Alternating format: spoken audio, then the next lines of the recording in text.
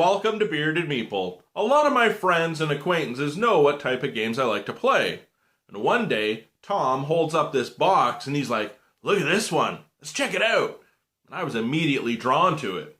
Thing is, that's exactly what you're going to do in the game. You're laying tiles, which he knew I liked to do, distract the birds, get the most points, and you'll win. It plays 2 to 4 people, ages 10 plus, and it plays in about 45 minutes.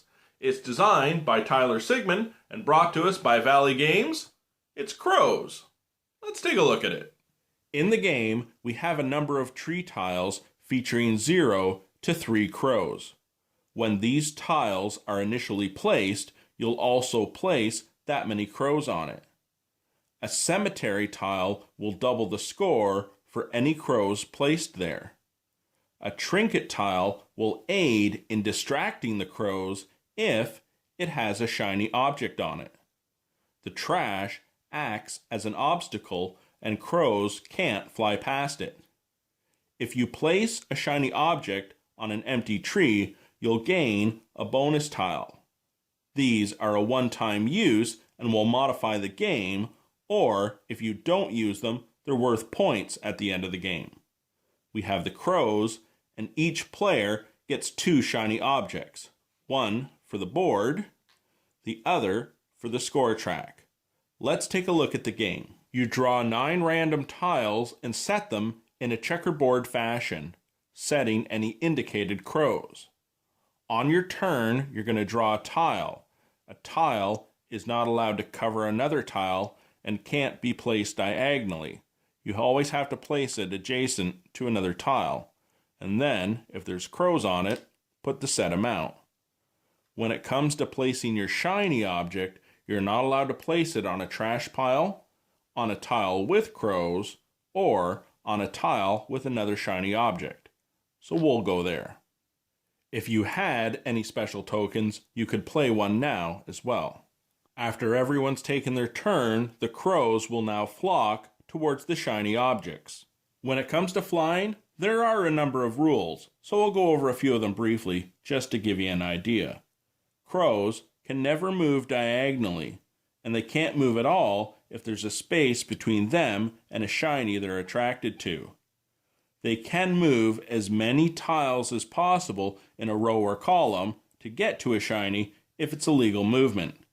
If there were trash here, these crows would have to stop on it. On a subsequent turn, they could fly away. And they'll always be attracted to the closest shiny.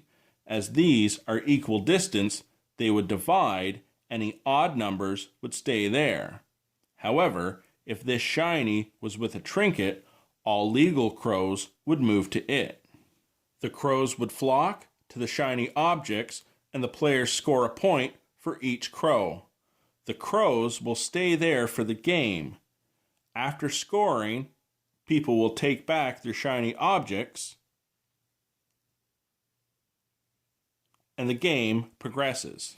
If during the game there comes a time when there's more than 6 crows on a tile, it's considered a murder of crows.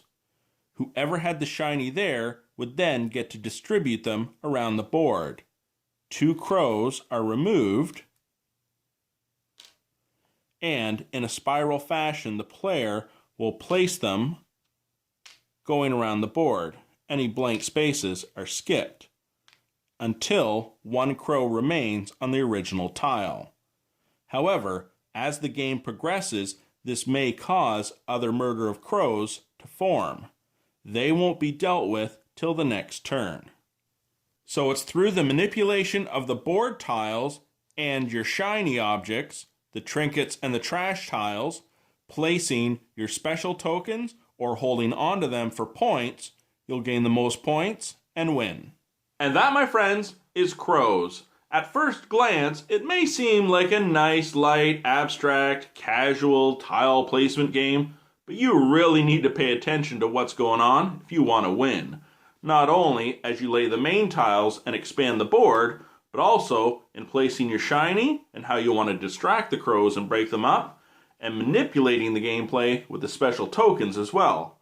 I really enjoyed it. I do hope you get a chance to check it out. I'll talk to you again soon.